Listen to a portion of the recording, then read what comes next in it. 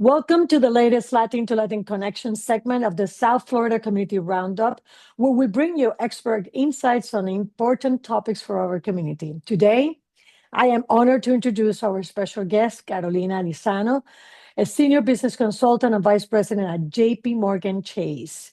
Carolina is a force in our local business ecosystem, specializing in coaching entrepreneurs, creating growth strategies, and building community-driven programs that open real opportunities for small business owners across South Florida. Her work goes far beyond banking. She has supported hundreds of founders and partners with local chambers and non-for-profits to deliver high-impact workshops. Her dedication to inclusive economic development has earned her significant recognition, including being named DEI by Business Advocate of the Year by South Florida Business Wealth magazine. She's listed as one of the top 100 in finance in 2024. And most recently, she has been honored as the 2025 Professional of the Year by the Hispanic Heritage Chamber of Commerce. And she's fluent in the language of business and community. She's passionate about helping people clarify their vision and believe in what they can build. Welcome, Carolina, to Latin2Latin Connection podcast. Hello, Mindy. Thank you very much. I'm so happy to be here. I'm happy that you're here. You know, it's the truth is that we met through the chamber, the Hispanic Heritage Chamber, and we hit it off immediately. And then I had the opportunity to also be one of the judges for the recent award that you received. And of course, I don't have to tell you. I Yes, voted for I might you. know that later. Yeah. I had to tell you, but the point is that it's exceptional to watch what you're doing, and that's why I wanted to have you in the show. And first of all, tell me a little bit about you. Who's Carolina? Tell me about yourself, where you come from, how long, if you were born here in the States or Florida. Tell me a little bit about yourself. Who's Carolina? Yeah. So Carolina is a daughter from, it's a daughter, it's a friend of the community. Originally come from Ecuador, Guayaquil. I moved to the States when I was 15 years old. Then I spent pretty much 16 years living in Florida until I decide I really want to move. I really want to continue growing my career in banking. I feel like I was already stuck working in the financial industry in South Florida for the past 7 years. And then I say, you know what? I really want to go to the cold weather. So I decide to move to Massachusetts, Ah, and I lived there for oh, 7 years. my God, And look. We're looking what we're which saying one? here. Right here. Do you Boston. see? Oh, Boston. Yeah, Boston. yeah, yeah, yeah. Well, you know what? It was one of the greatest. It was one of the greatest decisions that I actually make in my life. Of course. I actually moved by myself. I was 26 years old. I told my parents, you know what? I really wanna experience that, right? Like I want to experience that, but at the Mm-hmm. same time, I want to continue growing my career. And I feel like I was stuck already in banking here. At So 26? Are at you serious? 26. It's Okay. amazing. Everything I started, by the way, and I started as a teller. I started as a teller Oh my in bank. God. Yeah, I started as a Awesome. teller. I study interior design, residential interior design. But then I Nothing to do really with the banking industry. nothing to do with the banking industry, and I was really looking for a job that allows me to go to the university, but at the same time give me access to holidays and things like that. So I started in Bank of America, yeah, as a teller, and then right from there I started moving up the ladder. But I feel like I was stuck. So I decided to tell my parents, you know what, I really want to move to a different state, and one of those states was one of the states that I picked was Massachusetts. Okay. And then that's when I moved there. I spent probably 7 years living there. 7 years, 7 years. I moved there, and then Wow, that's great. That's great. So you were early 30s when you would decide to come back then, back yeah. to Florida? So I decided to come back to Florida 2 years ago. So I'm Okay. officially back 2 years ago, closer to my parents. And believe it or not, I mean, you see me the things that I've done in the community, and since Mm-hmm. I arrived, I've been I've been Busy. killing it. They say. You certainly do. So let's talk about that because you received this award and you have been named 2025 Professional of the Year by the Hispanic Heritage Chamber of Commerce. Looking back at that journey, what do you think has been that particular special experience or pivotal moment that has shaped the passion that you have? I mean, even listening to you, of course, I'm also watching you on the screen, and like you can tell that when you're talking about that, you're lit. So tell me about it. Yeah, I mean, as you know, this is a pivotal moment for everyone, right? So honestly, Mm, when I look back, one of the most pivotal moment in my life was when COVID hit. mm, Remember, sure. I was by Yeah. myself, no one in Massachusetts, and I was in banking. Wow, that's And tough. so overnight, I saw so many small business owners, especially in our Hispanic community, Hmm, hmm. uh, go from that confident and hopeful, right, to suddenly be scared and uncertain what's going to happen Big next, time. right? For me, businesses I see businesses that have built for many years, right? Hmm. Now being scared, what's going to happen, Yeah. right? Like those so many years of sacrifice of Some work of them suddenly at risk. decimated. Some of them Yeah, decimated, completely gone. I mean, so, or trying to figure out what they were going to do. yeah, and many owners didn't even know where to start, right? Like Yeah. or who to turn to, right? Like as a Hispanic community, they don't really like to go to the bank. They just go Yeah. to the local friends and start to figure out what's next. So that moment really shifted. That was Mm-hmm. something really shifted in me, right? Mm-hmm. I stopped being just about being the banker, right? I stopped being just that banker that goes out there and then tell you about a credit card or a checking account or things like that. I became automatically that banker for the people of realizing that there's a lot of resources out there that you guys need to know and how to be Absolutely. connected to those ones. So during that time, I learned deeply into coaching, education, community, What, partnership. what kind of, give me an example of what kind of businesses were you seeing that they needed this help? Like with the mom and pop, the supermarkets. Tell me a little bit about kind of Yeah, industries there were. so there was a lot of restaurants, right? There's a lot in the Restaurants, uh-huh. service. There's a lot on the Yeah. service service industries, right? Uh-huh. Construction, 100%. Yes, That of was one course. of them. Yeah. And then again, I mean, most of them were more in the service retails, right? We're talking Mm-hmm. about those mom and pop shops on the retail side, those barber shops, Barbershops, yeah. those Hair salons and hair salons. So anything that has to that really impact those that COVID, mm-hmm. that is most of them. Well, most of them, the portfolio, most of the community itself is that those small, the restaurants, the service, the retails, right? Mm-hmm. That they're just they work every day just to cover the means for their Yeah. for that bill Sometimes for they're the day. breaking even only, they just so let's talk about that for a second, because I suffered also during COVID, and it was scary, as you mentioned. And but I did have a banker, and separate different bank opportunity. But that was important when you just said that you became a banker for the people. What I'm noticing is that how essential it is to have those relationships. And one of the things that I knew that I applied for the PPP. Is PPP that the loan, word? PPP loan, Yes, yeah, paycheck right, protection along. program. Which I actually, I pick up the phone and I call a friend that I become my banker, has become my friend. I pick up the phone and I call her and say, I need you to be on the list. I need you to put me on the list when they open up the portal, because I need to apply for it in order to survive.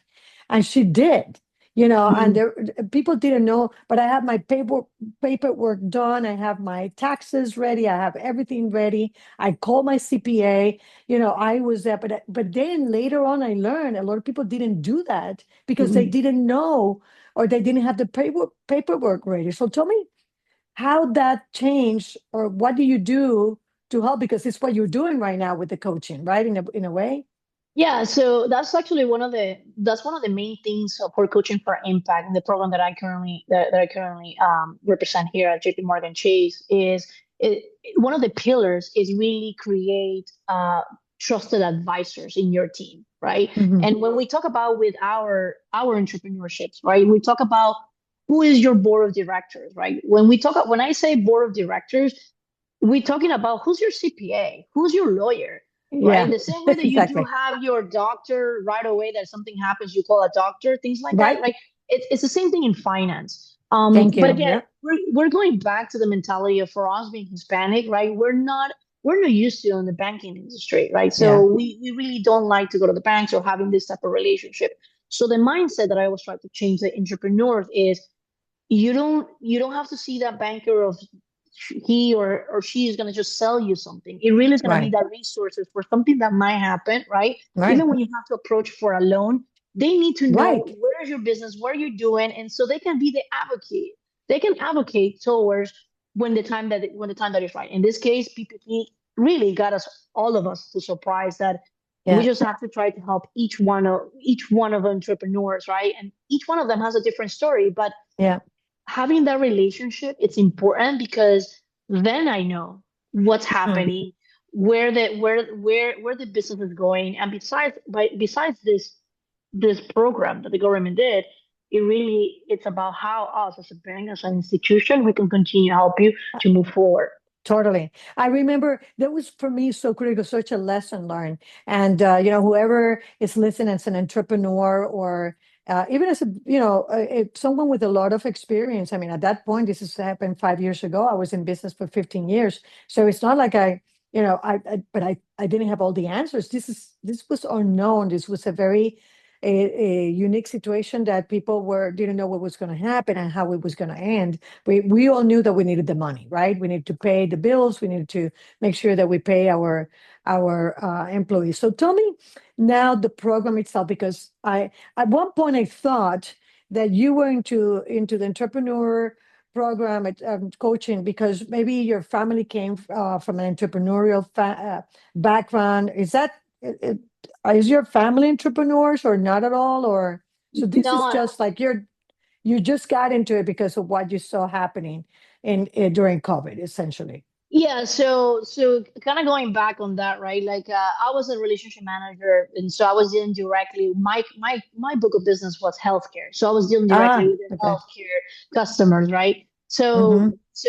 But it was more on the sales perspective. Mm-hmm. So then this is a program, JP Morgan Chase, this is program probably 5 years ago, right? That you create a program of the resources of coaching for impact, right? Which is what we do is one-on-one executive coaching for the entrepreneurs where we don't talk about products. We really talk about a strategic plan for you to move forward in your business. Mm-hmm. Besides that, right? Like we help you get ready for that lending need, right? Like Mm-hmm. we Yeah, really right. teach you that financial aspect of when you really go to that bank to request a loan, you're lendable, right? So we Mm-hmm. want to avoid that. Oh, it's a big bank, they decline me. I have to go to small. No, no, no.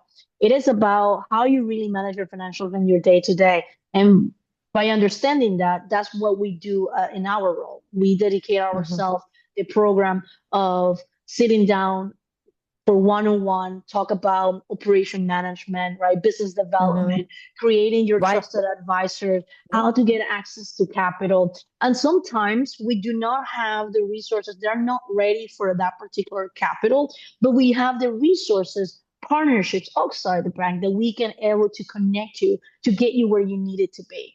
So that is Yeah. exactly what I do in the program. Besides that, again, I've been 15 years in banking. So it allows me to really talk more about on the strategy side versus Mm-hmm. really transactional. Right. So So give me so somebody that's interested in understanding what JP Morgan Chase is doing from a coaching impact perspective, what would give us a taste of that module very briefly. I mean, I know it's more engaging and more probably more um, intense, but tell us what are the three modules that people are going to be part of that particular project, program rather. yeah, and so it depends actually, I mean, because again, sometimes we do have so one of the criteria for the program, right? You need to be 2 years in business and a minimum generating Mm, 100,000 revenue all the way to 20 million, right? So once you are in the program, we tend to bring you over for 3 months only, right? So we focus mhm, on a particular need of your business. If you mhm, want to understand about operation management, so then we kind of deep dive in operation management. If we want to talk about only business development, such as your social media, how to start a mhm, strategy for marketing, things like that. So we focus on that. After those mhm. 3 months, technically we graduate you. We actually invite you to one of the graduations that we do twice a Oh, okay. year. We give you a diploma, right? And then we share success stories. But it Okay. really is depends on the business and the industry. Like, Uh, because again, we So it's might have a customized. it is Custom. customized. That's why we do one-on-one executive coaching on that. It's specific on Hmm. that particular industry. So Yeah. if it's a restaurant that it comes to me and it's saying, listen, Karina, I really wants to start generating more sales, but I feel like stuck. Okay, so we have to figure out why you're stuck. First of all, it is because of your the way that you're doing marketing, because you're not touching the right markets around, Hmm. or Hmm. it's because maybe it can be a lack of lack of funding that you need to start investing to actually generate a better marketing, right? So Right. we really, it's going to be depends on the needs on the customer, and that's why we actually do those consultation prior to see which type of pillar the customer will fit in. Do you use outside experts to come in and also participate in coaching those individuals, or you do it all under your own staff or a number of people within the organization? How does it work? Yeah, so in example for South Florida, right, we're four of us. So I do cover the North Broward all the way to Palm Beach area. Mm. So the consultations goes through me directly. So Okay. I will be the one doing the consultation. So Hmm. we only have 40 people in the portfolio itself. So it allows us to give that time to our customers to really have One on those one. specific conversations. Yes. So we don't have like crazy book of business that you're like, we're gonna just we're not able to kind of keep up with that. So Okay. yeah, so it's very genuine on those conversations. And I always tell my customers, whoever comes to the program is because they also want to do the work, right? Hmm. It's not just about listen to me giving you Right. some tools, but you're not doing anything in that You give end. them So homework. I don't want to call it that way, but it Uh, is it is yeah, homework. because And you did, unless you practice it and you understand what you have to do, etc. If you don't have your, documents, your financial statements, if you don't know how to read your financial statements, if you don't know how to prepare them, etc., you have to learn how to do it. You mentioned something important about access to capital because our communities sometimes lack the understanding on how to go and access capital. There are different ways, and one starts with that relationship. And I give you my example. In this particular bank, I used to be with a big, big bank, not any of the ones that you worked before, you're currently working. It starts with a C, link, link. okay, yeah, I But know. but the point is, I went there and I needed to expand my line of credit, and I have personal money invested in the portfolio, and they still would not give me what I needed. And it was a small community or medium-sized community bank that knocked on my door, came over and said, "Don't worry, we're going to figure it out." But you said something very important, which is they knew me in their community, and they make sure that they say we're banking that she's going to be successful and she deserved to have that. So tell me a lot how you guys go about making those decisions for someone that wants to have a $50,000 LOC, 100,000, and even bigger LOCs for LOC for lines of credits. Well, I mean, again, I mean, this is Mindy. This is depends on the financials of the customers, right? This is Sure. depends on their relationship. So the answer is a little bit more complex, right? But what Right. I can say, right, like what I can say is for my 15 years of being in the service side, more in the sales side, right? It really it's about one really having that banker that understand your industry, right? Right. We do have tools internally that we understand the industry, what are the risks, what are the off seasons, high seasons, right? How money comes in, money comes out. So having that banker that is knowledgeable on your industry, that's a key, right? That's Yeah. a key factor on that. On top of that, really is for you as a business owner understand your own financials, right? What is the Right. struggling? I have customers that come to me and say, "Hey, listen, I make so many sales."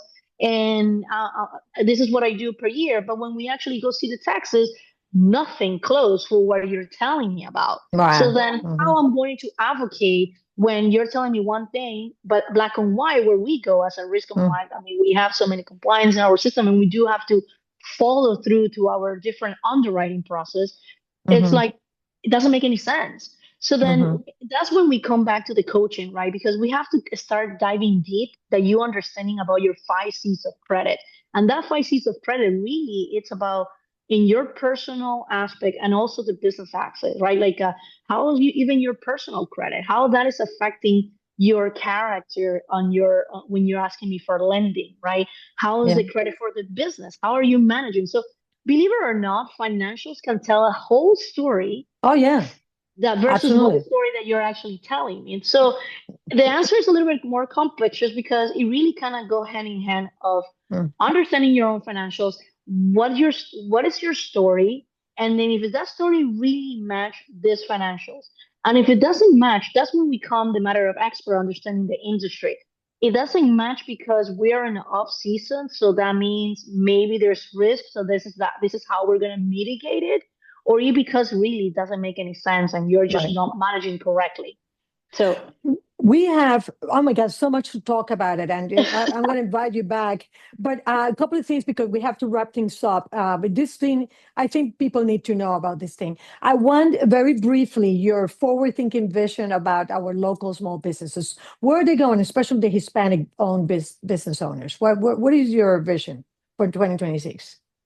So for 2026, with this economy landscaping, right, it's changing. As we know, we don't know what's going to happen next year. Tariff still is an impact in different industries, right? Rates are still going up and down. So I do suggest and I do advise my customers as of now, it's to start being flexible in a way, right? To go back to your business plan, right? Is start going back to that particular business plan, revisit it.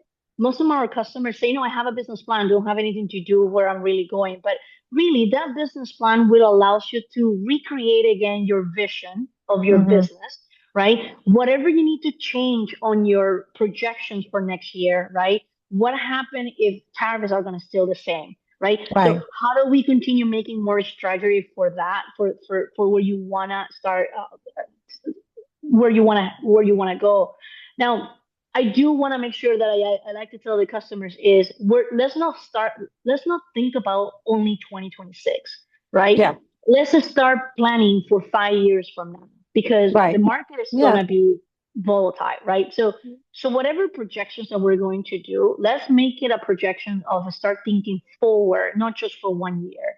Hmm. Because again, that will allow you to actually get more decisions right Right. today, get those tough decisions today in order for you to overcome this bump 2 years or 3 years from now. So I think this is you're right. People need to adjust and have an understanding and what's going to happen. And you know what? It's going to be a bumpy ride, but we survived COVID. We're here. So I think we have a lot of lessons to there. Let me tell you something, Carolina. It's been fantastic having you. Definitely want to continue this conversation. This is important that people get educated from a financial perspective. So thank you so much for your knowledge.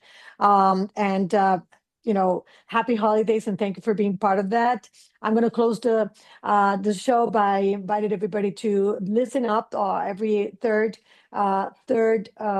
Saturday at 7 a.m. Latin2Latin Connection is here to bring a voice to Latino entrepreneurs, business people, and civic leaders to share insights about the vibrant and growing Latino community in South Florida. For those interested, reach out to us at info@l2lmarketing.com. And South Florida Community Roundup, like I mentioned before, Latin2Latin Connection will be aired on the third Saturday of each month. Next month, it's going to be a year already. And next month, we have our good friend Juan Saavedra, director of the Six Pillar Partnership from the Graded Florida Alliance. So stay tuned y hasta la próxima.